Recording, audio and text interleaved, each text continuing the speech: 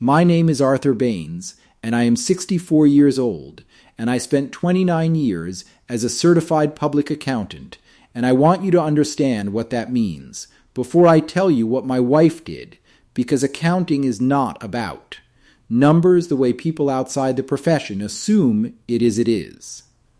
About documentation and verification, and the habit of never accepting a figure at face value until you have traced it back to its origin. And I developed that habit over 3 decades, and it became the way I moved through the world, and I did not expect it to save me, but it did, and I want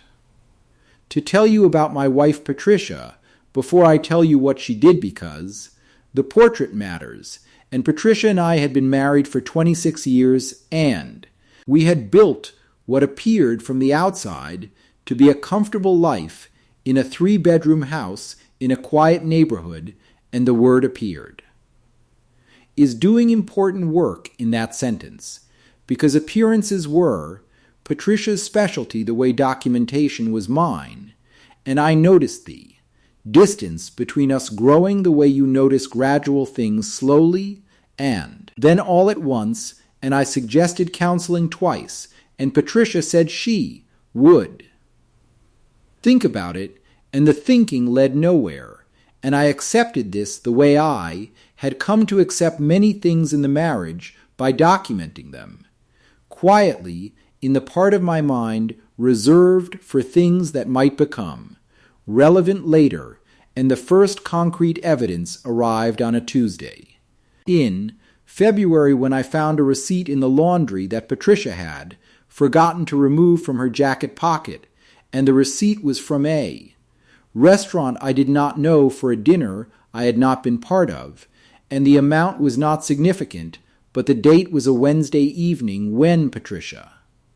had told me she was at her book club, and book club did not charge by the bottle the way this restaurant did, and I did not confront Patricia that Tuesday, and I want you to understand why, because I had spent 29 years in a profession where premature confrontation destroys the case. And I filed the receipt in my desk drawer, and I waited, and over the following 11 weeks, I documented 14 additional inconsistencies, small things individually damning in aggregate, and the man's name was Gerald, and he worked in Patricia's office, and I knew this not because Patricia told me, but because I am an accountant,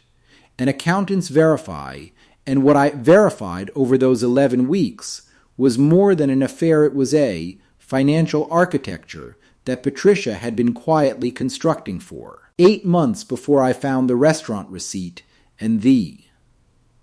architecture included a joint savings account she had moved to a solo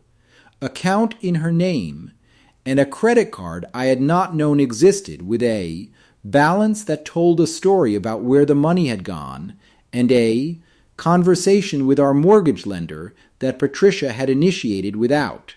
my knowledge, exploring the possibility of refinancing the house in her name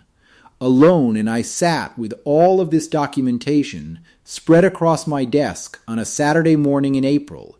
and I made 2 phone calls. The first was to my attorney Margaret, who had handled my business affairs for 16 years, and the second was to a financial forensic specialist named Howard, who had been a colleague of mine for years, and Margaret and Howard came to my house on a Monday while Patricia was at work, and we sat at my dining room table for 4 hours, and when they left, I had done 3 things that Patricia did not know about, and the first thing was the most important, which was that I had already consulted Margaret 6 weeks earlier when the documentation had reached a certain threshold, and 6 weeks earlier we had quietly and legally restructured the financial assets that were solely in my name, and Margaret had filed the necessary paperwork, and it had all been done correctly and completely, and Patricia did not know because Patricia had been busy with her own financial architecture and had not noticed mine, and the second thing was that Howard had completed a forensic accounting of every joint account, and the picture that emerged was specific and documented, and the third thing was that Margaret had filed for divorce that Monday morning before Patricia arrived at work, and the papers were served to Patricia at her office at 2 in the afternoon, and Patricia called me at 2:17, and her voice had the quality of someone who has just discovered that the ground they were standing on was not the ground they thought it was, and she said, "Arthur and I said yes," and she said, "You filed," and I said, "I did," and she said, "When?" And I said, "This morning," and she said, "I had plans," and I said, "I know." And she was quiet for a moment, and then she said, "Gerald is," and I said, "Patricia, I have been documenting this for 11 weeks, and I have a complete financial forensic analysis of every account you moved, and every dollar you spent, and Margaret has everything, and I suggest you contact your own attorney," and I hung up and sat in my kitchen in the particular quiet of a decision that has been made and is now simply working itself out, and the divorce took 8 months because these things are never fast, but the documentation I had assembled made certain conversations shorter than they would otherwise have been, and Gerald did not move into my house because it was my house, and the refinancing Patricia had explored never happened because you cannot refinance a house unilaterally. And the financial assets Patricia had moved were addressed in the settlement in the way that documented financial misconduct tends to be addressed, and I still live in my house, and I still make coffee in the morning in my kitchen, and I sometimes think about that restaurant receipt in the jacket pocket, and how 29 years of never accepting a figure at face value was the thing that protected everything I had built. And if someone in your life is constructing something they have not told you